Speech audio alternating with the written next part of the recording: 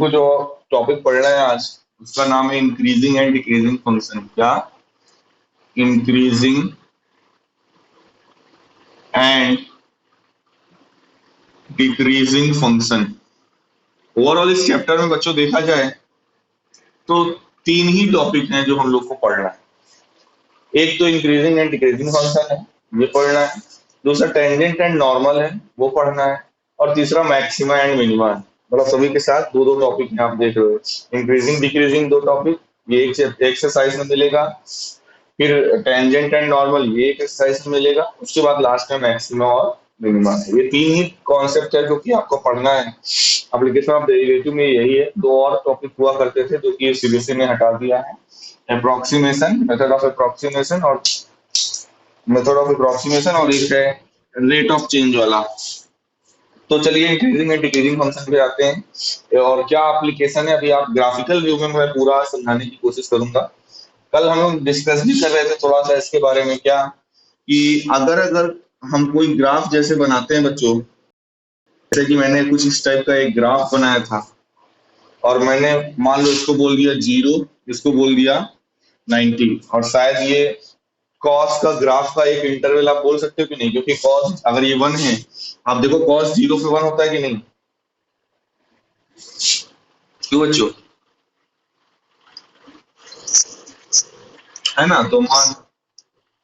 तो मान लीजिए ये मैंने कॉस का एक इंटरवल लिया -π/2 से π/2 तक। इस एफ एक्स हमारा यहाँ पर क्या है? Cos x. अब अगर आपसे ये पूछा जाए कि बताइए क्या कॉस एक्स 0 से π/2 इस इंटरवल में इंक्रीजिंग होगा या नहीं, तो आप कैसे चेक करोगे कि यहाँ से देखो 0 से आगे जैसे ही आप x की ओर आते जाओगे, π/2 की ओर आते जाओगे, हर एक वैल्यू पर अगर आप फंक्शन की वैल्यू देखोगे, यानी कि y यानी कि हाइट, हर एक पॉइंट पर x की हर एक पॉइंट पर अगर आप y की वैल्यू देखोगे तो घट रही है कि नहीं। अगर आप x की वैल्यू बढ़ा रहे हो तो y की वैल्यू यानी fx की वैल्यू घट रही है कि नहीं। तो यानी इस इंटरवल में 0 से π/2 पे जो हमारा ये फंक्शन cos x है ये डिक्रीजिंग होगा। लेकिन अगर यही ये पूछ लिया जाए -π/2 से 0 पर, -π/2 से 0 पर, तो जैसे आप -π/2 से 0 की ओर आगे बढ़ रहे हैं, x की वैल्यू में आगे बढ़ रहे हैं, वैसे वैसे y की वैल्यू बढ़ रही है कि नहीं। तो -π/2 से 0 पर आपका ये फंक्शन कैसा है? इंक्रीजिंग फंक्शन है। ओके। एक और चीज, अगर ये बोल दिया जाए कि आप बताओ कि f x equals to cos x किस इंटरवल में, -π/2 से +π/2 में, फंक्शन इंक्रीजिंग है कि डिक्रीजिंग है बताइए। -π/2। हाँ, तो यहाँ पर हम लोग क्या लिखेंगे जब ऐसी सिचुएशन आ जाए कि आपको कुछ पोर्शन उस इंटरवल के कुछ पोर्शन में लग रहा है कि फंक्शन इंक्रीज कर रहा है, आगे के कुछ पोर्शन में लग रहा है कि फंक्शन डिक्रीज कर रहा है, तो ऐसे केस में हम लोग बोलते हैं जो हमारा फंक्शन है वो नाइदर इंक्रीजिंग नॉर डिक्रीजिंग। इसको हम इस इंटरवल पे 0 से -π/2 से +π/2 पे हम क्या बोलेंगे, ये फंक्शन ना तो इंक्रीजिंग है ना तो डिक्रीजिंग। क्यों? क्योंकि हमको दोनों नेचर देखने को मिल रहा है। हम इंक्रीजिंग या डिक्रीजिंग उसी को कहेंगे जो उस पूरे इंटरवल में रहेगा। अगर जैसे देख रहे हो 0 से π/2 या -π/2 से 0, इन दोनों ही इंटरवल में अगर इस इंटरवल में पूछा जाए क्वेश्चन तो बिल्कुल आप इंक्रीजिंग और डिक्रीजिंग बता पाओगे। भाई अगर इस इंटरवल में पूछता है तो कह दोगे डिक्रीजिंग है, इस इंटरवल में पूछता है तो आप कह दोगे इंक्रीजिंग है। लेकिन अगर -π/2 से +π/2 में पूछेगा क्योंकि उस इंटरवल में आप दोनों नेचर देख पा रहे हो, इस वजह से हम नहीं कह सकते कि होल इंटरवल में पूरा फंक्शन इंक्रीजिंग है या होल इंटरवल में फंक्शन डिक्रीजिंग है। तो ऐसी सिचुएशन जब भी आएगी तो हम लोग फंक्शन को क्या बोलेंगे, neither increasing nor decreasing. Clear है? ओके। अच्छा ये तो हुआ। देखो मैं दो तरीके बताऊंगा। एक तो ये अभी जो मेथड आप देख रहे हो उसमें कहीं पर डेरिवेटिव का यूज नहीं, आपने कहीं पे डेरिवेटिव का यूज किया क्या इंक्रीजिंग और डिक्रीजिंग बताने में? अभी कहीं पे भी एफ डैश एक्स यानी कि डिवाइड बाई dx का कहीं पे कोई यूज आया नहीं आया। लेकिन डेरिवेटिव का फिर क्या यूज है, ये तो आपने सिंपल भी बता सकते हो। और इंटरवल अगर आपको पता हो, इंटरवल आपको पता हो तो आप ऑलरेडी ग्राफ के जरिए बता सकते हो कि फंक्शन इंक्रीजिंग होगा या डिक्रीजिंग होगा। अच्छा, इसी को थोड़ा सा अगर डेरिवेटिव के रेस्पेक्ट में देखें, एक तो ये व्यू है, इससे भी हम इंक्रीजिंग और डिक्रीजिंग दिखा सकते हैं। एक जो दूसरा व्यू है वो भी देख लो, ग्राफिकल व्यू है, और उसमें डेरिवेटिव का यूज है। अच्छा, ये बताइए, जो डीवाई बाई डी एक्स यानी डेरिवेटिव, डेरिवेटिव का मतलब क्या होता है? 11th में पढ़े होंगे, मैंने बताया। What is the mean of d Y by D x? होता क्या है D Y by D x को अगर हम ग्राफिकल व्यू में कहें कि क्या है, एक लाइन है, कर्व है, सर्कल है, क्या है D Y by D x? Yes, ये क्या होता है? स्लोप होता है। डी बाई डी एक्स क्या होता है? स्लोप होता है। Slope of tangent of the curve. Line के केस में सीधा लाइन का स्लोप हो जाता है, और अगर और कोई कर्व है तो उसके टेंजेंट का क्या होता है? स्लोप होता है। यानी आप इसको directly d y by D x को आप क्या बोलते हो? एम के इक्वल बोलते हो कि नहीं? एम जो होता है, जैसे आपने लाइन में पढ़ा हुआ है, एम स्मॉल एम स्लोप होता है, तो डीवाई बाई डी एक्स को भी हम क्या बोलते हैं? एम बोलते हैं, एम। और आपने ये भी पढ़ा हुआ है कि एम जो होता है वो टेन के बराबर होता है, पढ़ा है कि नहीं? तो थोड़ा सा इस व्यू में जरा देखते हैं इंक्रीजिंग और डिक्रीजिंग फंक्शन को। सपोज करिए मैंने एक कर्व लिया, मैं यही कर्व ले रहा हूँ, cos x का एक इंटरवल -π/2 से +π/2, ये होगा 1। अब जरा ये ध्यान से देखिएगा और बताइएगा आप लोग,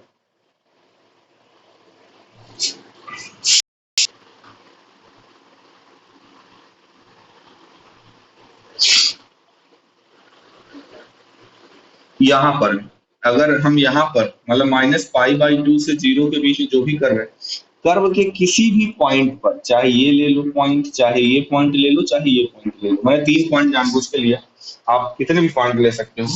एक्चुअल में ये तो सभी पॉइंट की बात हो रही है। अगर इन सभी पॉइंट्स पर आप टेंजेंट ड्रॉ करो तो इसकी टेंजेंट ये बनेगी, इसकी टेंजेंट ये बनेगी, इसकी टेंजेंट ये बनेगी। ये तीनों टेंजेंट आपको दिख रही है। तो तीनों टेंजेंट जो एक्स एक्सिस से एंगल बना रही हैं, आप ये बताइए, ये जो तीनों एंगल, अगर एक को मैं θ1 कह दूं, एक को θ2 कह दूं, और एक को θ3 कह दूं, तो θ1, θ2 और θ3, बच्चों इन तीनों की जो वैल्यू होगी, मतलब एंगल की जो वैल्यू होगी, वो लेस देन 90 डिग्री होगी कि नहीं?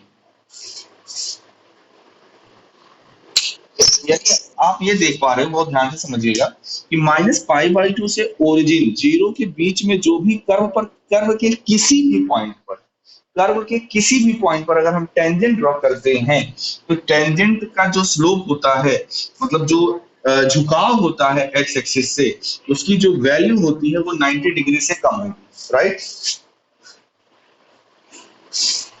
कम होगी कि नहीं?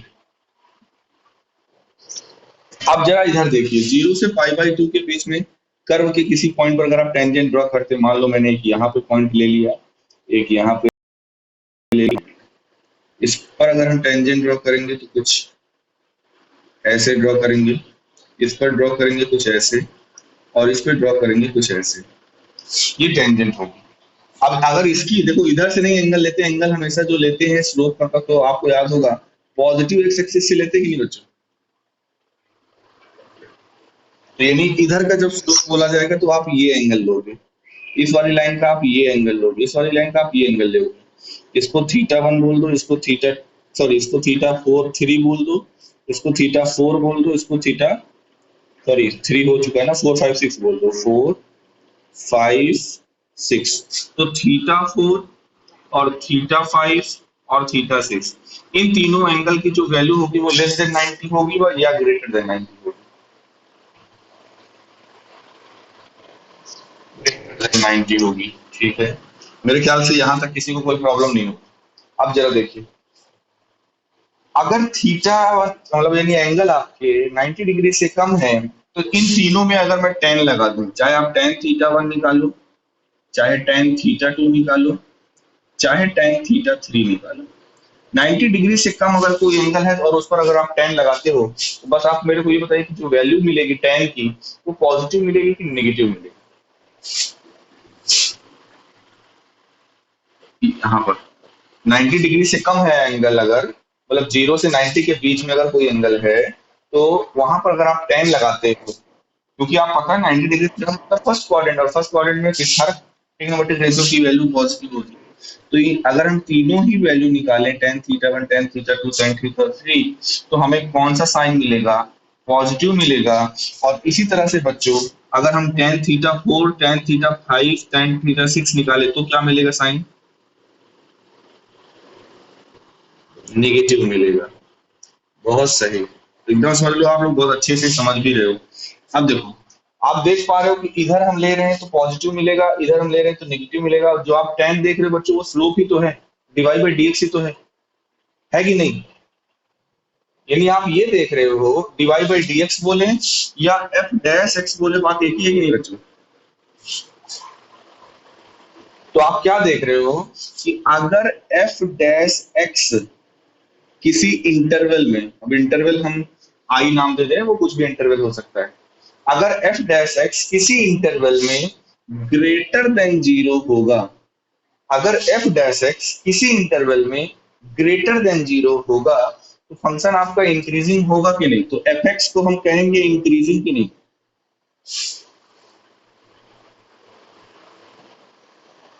है ना? आप देखिए ना, ये क्या लिखा हुआ है, यही तो मैं समझाने की कोशिश कर रहा हूँ कि इस इंटरवल में -π/2 से 0 के बीच में आप कर्व के किसी भी पॉइंट पर टेंजेंट ड्रॉ करो, उस टेंजेंट का जो स्लोप होगा वो लेस देन 90 होगा।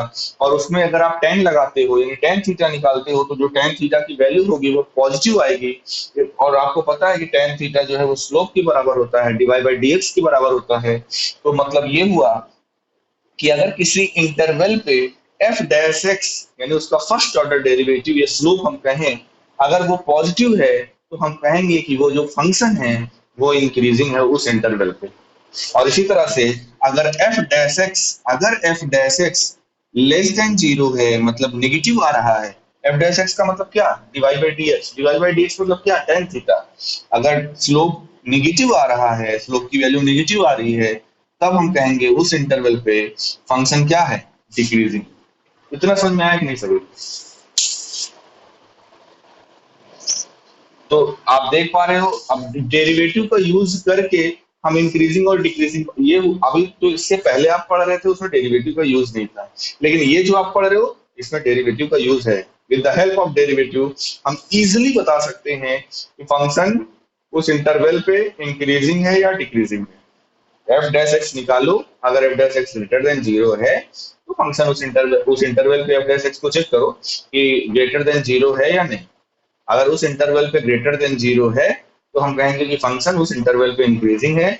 अगर F dash x less than 0 है तो हम कहेंगे कि फंक्शन उस इंटरवल पे डिक्रीजिंग है। इतना सभी को समझ में आया?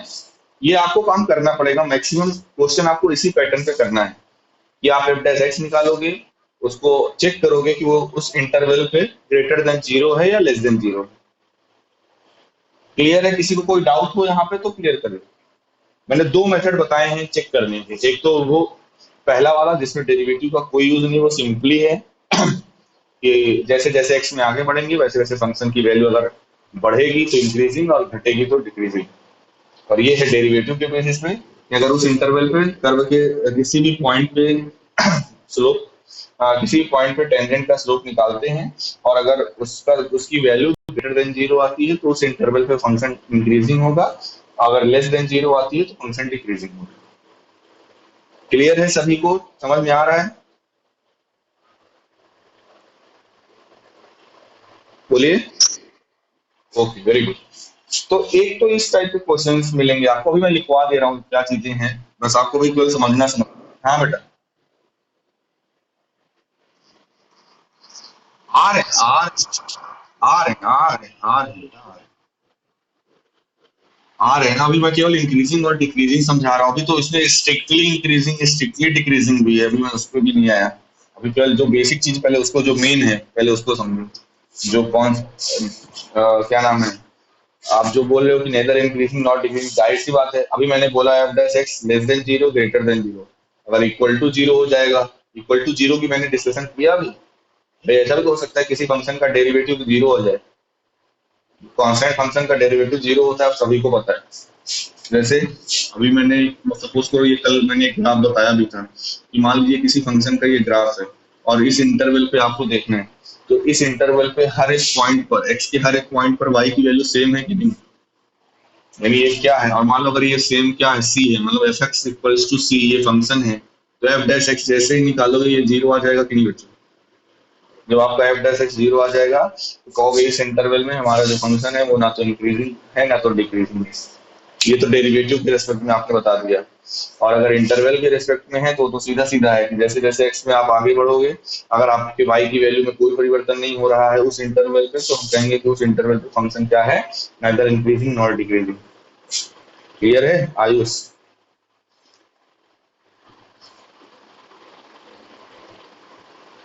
किसने पूछा था? ओके।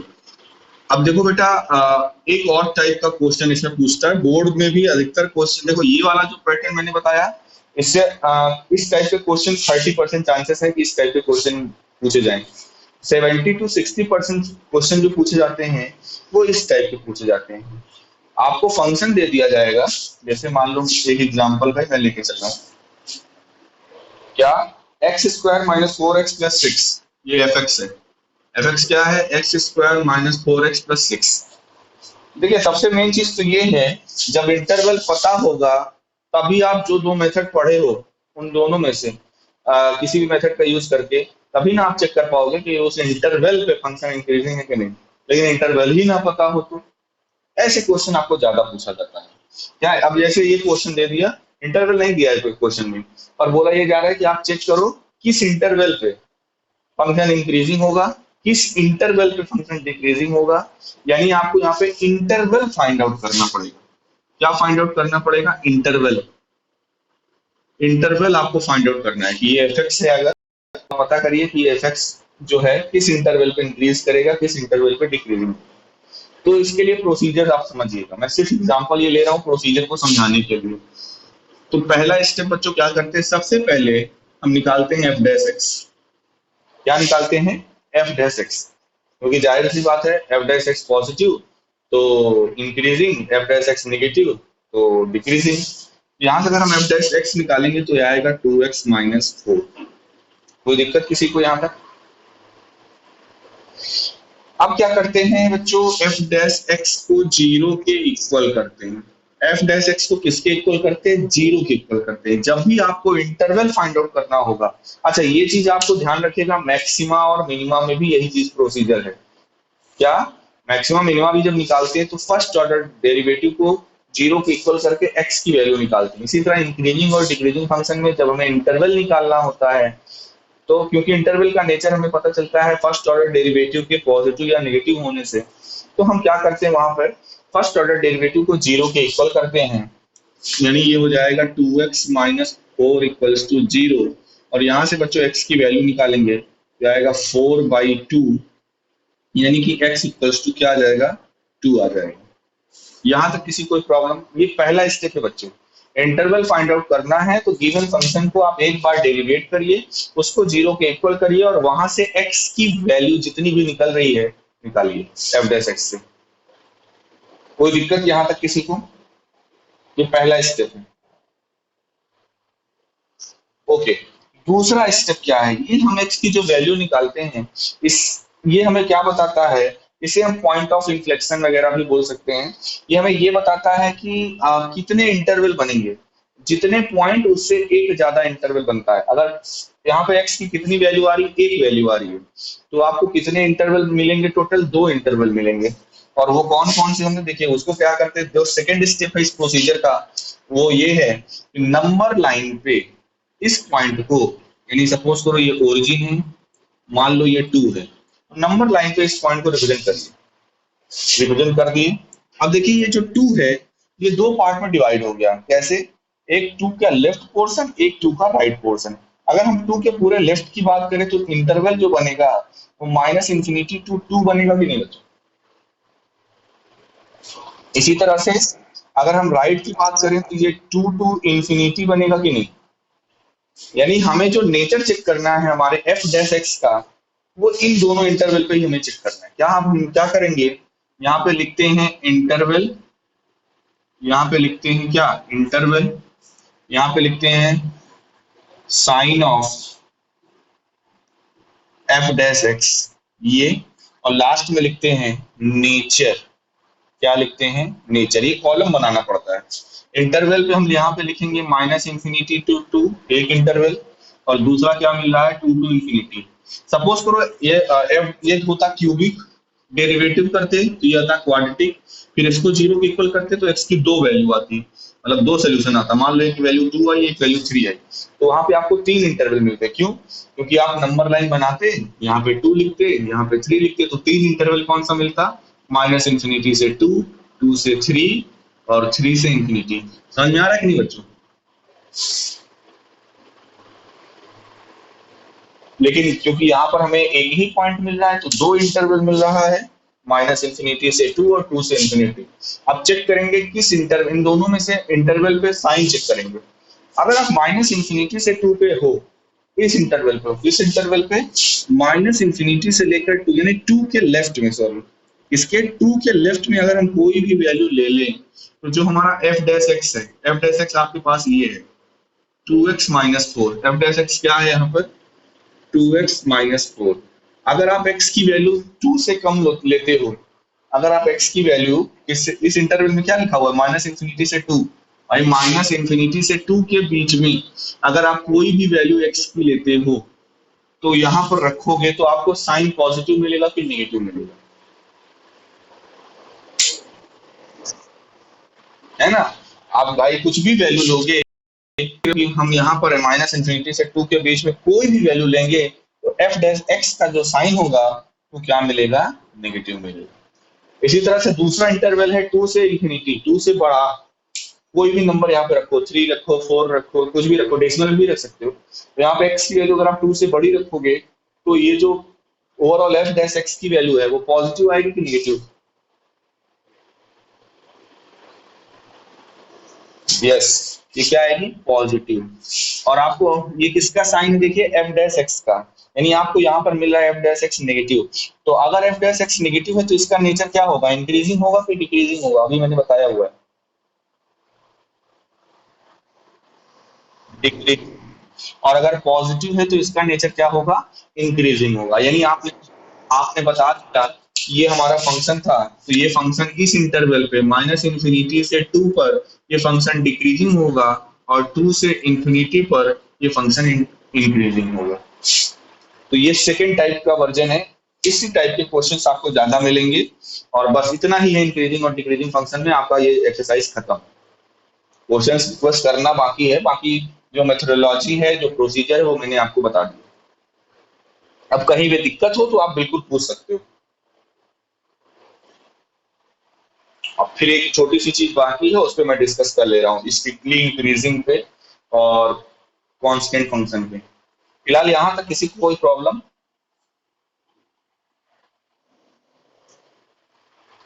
सभी को क्लियर है ना बच्चों?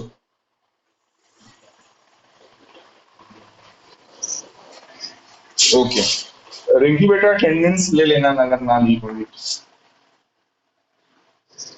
ओके, तो देखिए एक और चीज अभी बची हुई है जिसका अभी हमने यूज नहीं किया, आपके माइंड में जरूर आता होगा।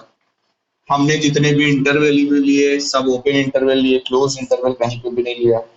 जहां पे भी हमने बताया लेस स्ट्रिक्टली का जिक्र कहीं नहीं किया।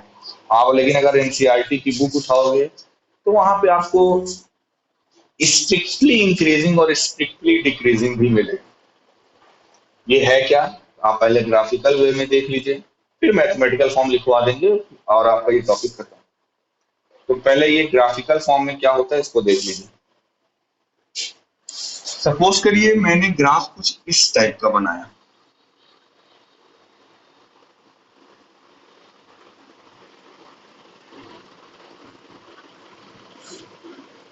अब आपसे पूछा जाए कि ये जो ग्राफ है, मान लो यहां से यहां तक, ये x1 है, ये x2 है, इस इंटरवल, इसको आई नाम दे दो सपोज करो, इस इंटरवल पे ये किसी फंक्शन का मान लो ग्राफ है, तो बताइए ये इंक्रीजिंग आप कहोगे कि डिक्रीजिंग कहोगे?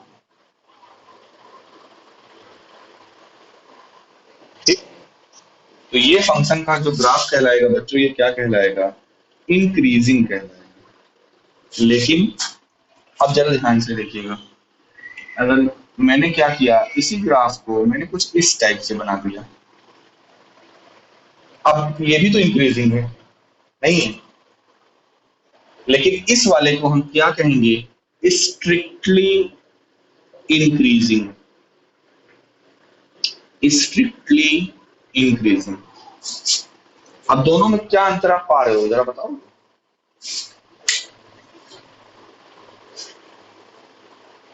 एक इंक्रीजिंग है, एक है स्ट्रिक्टली इंक्रीजिंग, दोनों में कोई अंतर?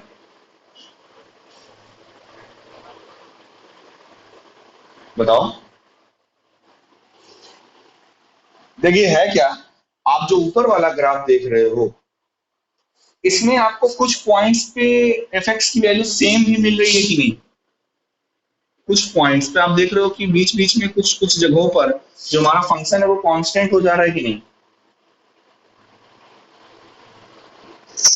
जबकि यहाँ पर आप किसी भी दो पॉइंट को ले लो, एफएक्स की वैल्यू सेम नहीं मिलेगी। आप किसी भी दो पॉइंट को ले लो एक्स में, अगर इधर आप इधर की ओर एक्स की कोई भी दो वैल्यू ले लो, वाई की वैल्यू कभी भी क्या सेम मिलेगी? तो कहने का मतलब, जब हम एक्स में आगे बढ़ते जाते हैं, यानी उस इंटरवल में जैसे ही आप लोवेस्ट से हाईएस्ट की ओर आगे बढ़ते जाते हो, और उस इंटरवल पे आगे बढ़ने पर ग्राफ हमेशा आगे ही बढ़ता जाता है, बढ़ता जाता है, बढ़ता जाता है, तो हम उसको कहते हैं स्ट्रिक्टली इंक्रीजिंग। मतलब वहां पर उस इंटरवल पे कभी भी ग्राफ कांस्टेंट नहीं होता है। लेकिन अगर इंक्रीजिंग की बात करते हैं, तो वहां पे ऐसी पॉसिबिलिटी है, जरूरी नहीं कि ऐसा हो ही, वहां पे एक ऐसी पॉसिबिलिटी है कि कुछ सिचुएशन पे हो सकता है, उस इंटरवल पे कुछ सिचुएशन पे सॉरी कुछ सिचुएशन पे आपका जो ग्राफ है, यानी एफएक्स की जो वैल्यू है, वो कांस्टेंट रहे। मान लो इंटरवल यहाँ से यहाँ है, इंटरवल यहाँ से यहाँ तक का है। अब यहाँ से यहाँ तक के इंटरवल में अगर आपसे पूछा जाएगा इंक्रीजिंग है डिक्रीजिंग है, तो हो सकता है कि कुछ पॉइंट ऐसे भी मिले जहां पर पूरे में इंक्रीज कर रहा है, लेकिन कुछ पॉइंट ऐसे भी मिल सकते हैं जहां पर फंक्शन क्या है, कांस्टेंट की तरह से वर्क कर रहा है। तो यहाँ पर आप ये वाला केस नहीं लिखेंगे, नाइदर इंक्रीजिंग नॉट डिक्रीजिंग। वो कब लिखते हैं, जब इस इंटरवल में अगर कहीं पर सपोज करो ग्राफ डाउन हुआ होता। क्या ग्राफ कहीं पर डाउन है क्या? या तो वो कांस्टेंट हुआ है, या तो ग्राफ बच्चों कांस्टेंट हुआ है, या तो इंक्रीज किया। इस इन दोनों के अलावा क्या कहीं डिक्रीज किया है क्या ग्राफ की वैल्यू आगे बढ़ाने पर? बताइए।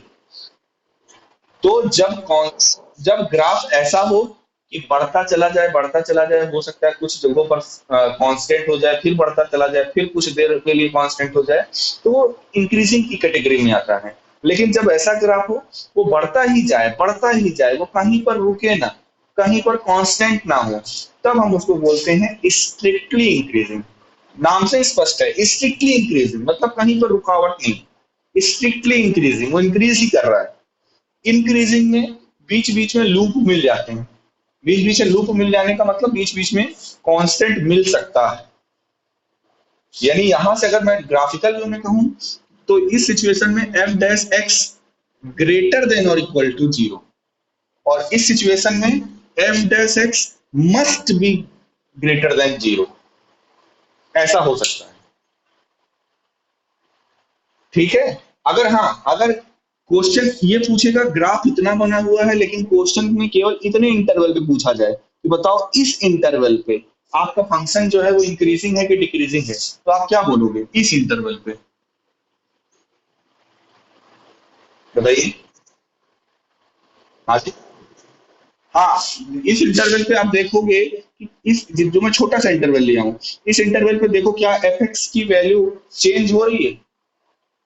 नहीं हो रही है। तो अगर पूछा जाए क्वेश्चन कि इस इंटरवल में बताइए फंक्शन इंक्रीजिंग है कि डिक्रीजिंग है, तो आप बोलोगे neither increasing nor decreasing. Clear है सभी को? ओके। तो इस सिचुएशन में F dash x greater than और इक्वल टू जीरो होता है, इस सिचुएशन में F dash x strictly greater than zero होता है। ये दोनों हो गए इंक्रीजिंग और स्ट्रिक्टली इंक्रीजिंग का केस। और इसी तरह से बच्चों डिक्रीजिंग और स्ट्रिक्टली डिक्रीजिंग का केस है। क्या है? डिक्रीजिंग और स्ट्रिक्टली डिक्रीजिंग का केस भी बिल्कुल इसी तरीके से, मैं केवल ग्राफ बना दे रहा हूँ, ज्यादा कुछ समझाने की जरूरत नहीं पड़ेगी इसकी। क्या मान लो ये है, अब डिक्रीजिंग में क्या होगा, हो सकता है ऐसे आए ग्राफ, ऐसे हो, फिर कुछ देर के लिए कॉन्स्टेंटली नीचे आए, फिर कॉन्स्टेंटली नीचे आए। तो ये जो आप ग्राफ देख रहे हो, ये डिक्रीजिंग कहलाएगा कि नहीं बच्चों? बोलिए, ये डिक्रीजिंग है कि नहीं? भाई जैसे जैसे आप एक्स में आगे बढ़ते जा रहे हो, जैसे जैसे आप एक्स में आगे बढ़ते जा रहे हो, वैसे वैसे फंक्शन की वैल्यू या तो कांस्टेंट है, हो रही है, या तो गिर ही रही है, बढ़ नहीं रही है कहीं पर भी, ये डिक्रीजिंग कहलाएगा। और यही चीज अगर ग्राफ केवल स्मूथली ऐसे गिर जाए ऐसे, तो ये क्या कहलाएगा? Strictly decreasing. इसको हम क्या कहेंगे?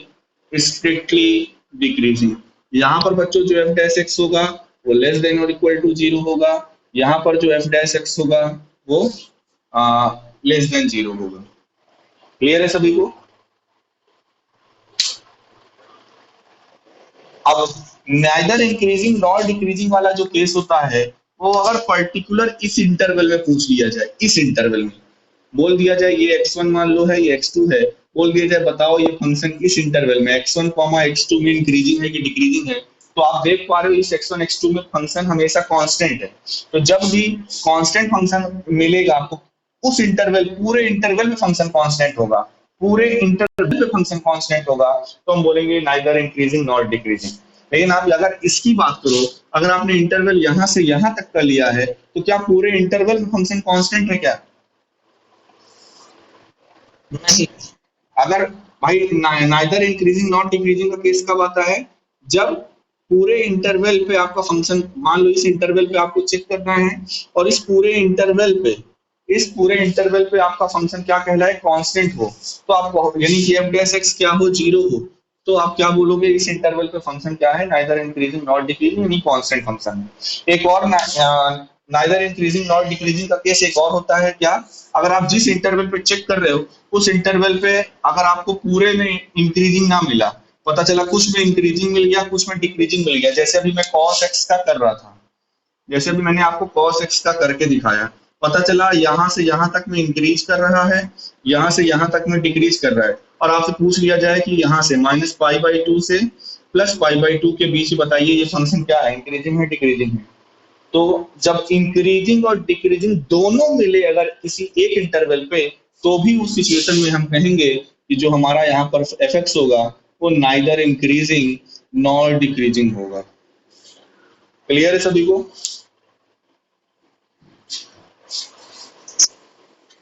ओके। अब बच्चों आप थोड़ा सा इसको देख लीजिए, आया की बुक में लिखा भी हुआ है, लिखने का तरीका, डेफिनेशंस वगैरह कह सकते हो क्या। Let I be an open interval contain in the domain of real valued function. तो आई क्या है? Let I be an open interval, let I be an open interval, यानी आप जो कि उसके फंक्शन के डोमेन से लिया गया है। कहां से लिया गया है? डोमेन से लिया गया है, फंक्शन के domain of the function, domain of f x. तो हम कहेंगे कि आपका function then f is set to be, then f is, यानी फंक्शन को हम क्या कहेंगे? F is set to be, category है इसमें पहला increasing, increasing on I, on I. F को हम कहेंगे उस इंटरवल आई पर इंक्रीजिंग होगा if x1 is less than x2, implies that f of x1 is also less than f of x2, less than or equal to f of x2। और x1 x2 कहाँ पे belong करेगा? For all x1 x2 belongs to that open interval. मतलब अगर f of x1 x1 x2 से छोटा है, यानी x1 से आप x2 की ओर जा रहे हो, छोटे की ओर जा रहे हो, और fx1 की वैल्यू हमेशा fx2 से या तो छोटी हो या तो बराबर हो, तो हम उसको इंक्रीजिंग कहेंगे। इसको समझने का मतलब समझिएगा पहले आप, शायद उसको दूसरे वे में मत देखिएगा कि सर तो शायद उल्टा बता रहे, नहीं। यहाँ पर मतलब ये है, देखिए x1 जो है x2 से क्या है? छोटा है, और आपका जो fx1 होगा तब fx2 से छोटा होगा। कहने का मतलब ये है, जो आप कर्व ले रहे हो, अगर उस कर्व इसके अकॉर्डिंग ये और ये x1 ये है, x2 ये है, आप अगर fx1 से fx1 और fx2 को निकालते हो, और ये क्या होता है, छोटा होता है, कहने का मतलब fx1, देखिए यहाँ से अगर आप आगे बढ़ रहे हो तो हर एक fx1 की वैल्यू fx2 से छोटी छोटी होगी कि नहीं, कहने का मतलब जैसे जैसे आप आगे जाओगे x में, जैसे जैसे आप आगे जाओगे x में, तो पहले वाले की वैल्यू, जैसे मान लो x1 और x2 के बीच मान लो ये 1 है, ये 2 है, ये 3 है, तो आप f ऑफ 1 निकालोगे, f ऑफ 2 निकालोगे, तो f ऑफ 1 f ऑफ 2 से छोटा होगा, f ऑफ 2 निकालोगे, f ऑफ 3 निकालोगे, f ऑफ 2 f ऑफ 3 से छोटा होगा कि नहीं बच्चों। यहाँ पर ये बोला जा रहा है कि अगर आप इस एक्स, भाई ये इंटरवल है, इंटरवल में अगर आप पॉइंट्स किसी भी पॉइंट पर एफ एक्स की वैल्यू निकालते हो, तो